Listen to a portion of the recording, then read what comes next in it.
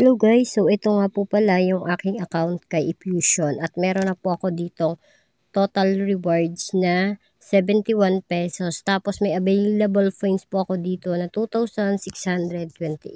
So ang question po dito is how many cherries?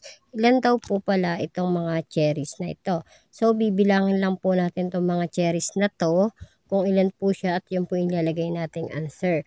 Ang sagot ko nga po dito is 12 cherries dahil yung itong isang haba po na ito is meron na po siyang 8 pieces. So, tas bali meron lang ditong 4, di bali 12 lang po siya. Tapos i-click lang po natin itong submit answer. And then ayan, so tama po yung sagot ko. Mag-iintay lang po tayo dito ng 15 seconds para sa susunod po na task. At sa mga nagtatanong po pala kung magkano nga pa ang puhunan nito is ang puhunan lang po ay 135 pesos. So ayan, 8 lang po ito. Click natin yung submit answer and then tama po ulit yung sagot ko. Inuulit ko po, 135 pesos lang po yung puhunan dito kay Effusion.